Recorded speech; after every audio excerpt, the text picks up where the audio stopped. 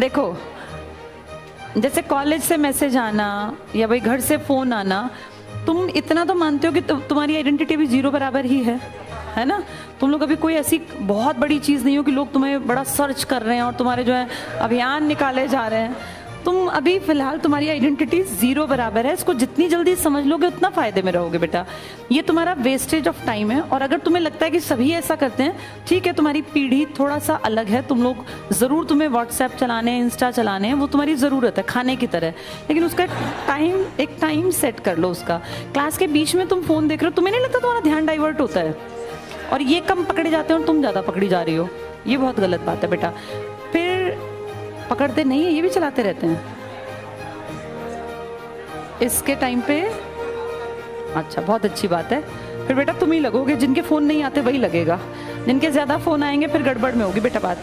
और लड़कियों, तुम इस बात को समझ लो, तुम्हारे पास लिमिटेड टाइम है। इनके तो फिर भी 2-4 साल 6 साल बढ़ जाएंगे। इनकी तब तक शादी नहीं होगी जब तक ये नहीं लगेंगे।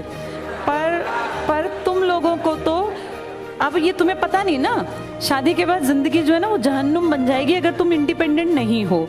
ये बातें सिर्फ कहने भर की नहीं है बेटा, ये बातें तुम्हें समझनी पड़ेंगी। 12वीं के बाद ना जब नए नए बाहर निकलते हैं तो हमें लगता है दुनिया बहुत खूबसूरत है, बहुत हसीन है। कुछ भी नहीं है, दुनिया भयावह काली है। और उसमें ना तुम लोगों को सिर्फ और सिर्फ अपने जो काबिलियत है ना ये सस्टेन करवाएगी। और लड़कियों को तो वैसे बेटा दूसरा ऑप्शन है नहीं।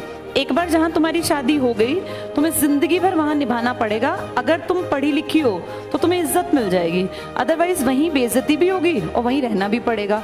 फिर तुम्हें ये बात याद आएगी, काश उस टाइम पे हमने मान लिया होता या मैम की बात सुन ली होती।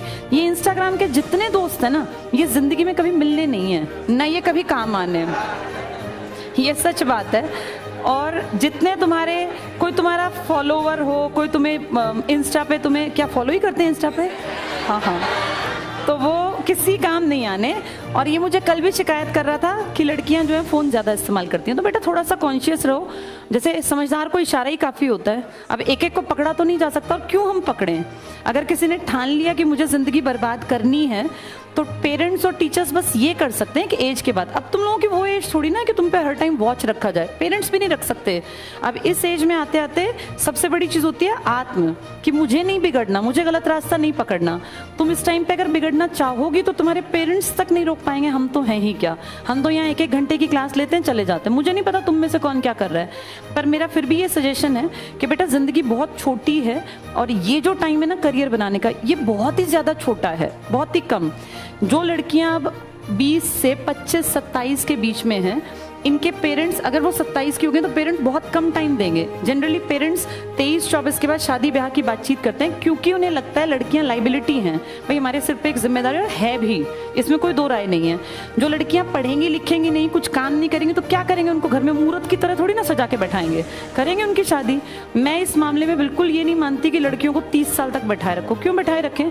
पढ़े लिखें, काबिल बने, बहुत अच्छी बात है, इंडिपेंडेंट बने, उसके बाद वो कोई डिसीजन अपना खुद से लें। उन्हें शादी करनी है नहीं करनी, किससे करनी, उनको आज़ादी।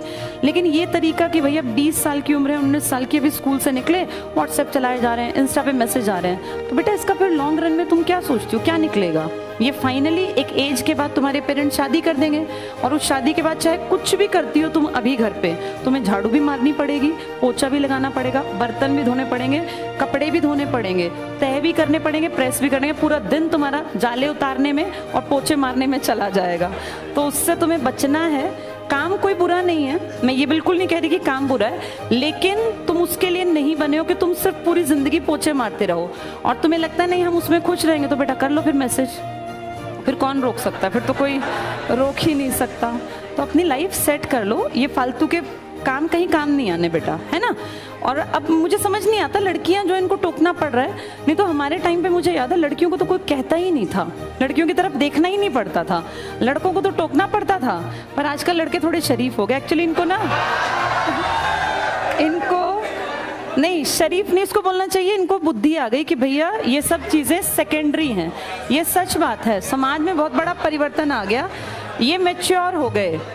एज बढ़ने के साथ इनका विजडम बढ़ गया, लेकिन तुम लोग नहीं बढ़ पा रही हो। तुम में से कुछ, कई तो लड़कियां बहुत अच्छी हैं, बहुत बढ़िया काम कर रही हैं, लेकिन कई लड़कियां ऐसी हैं जिसका रोज ये फोन पकड़ने पड़ते हैं। तो ये गलत है बेटा।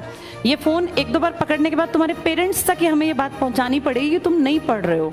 सबके लिए नहीं है। जो लड़कियां अच्छी हैं, पढ़ रही हैं, बहुत अच्छी बात है, ऑल द बेस्ट, पढ़ते रहना।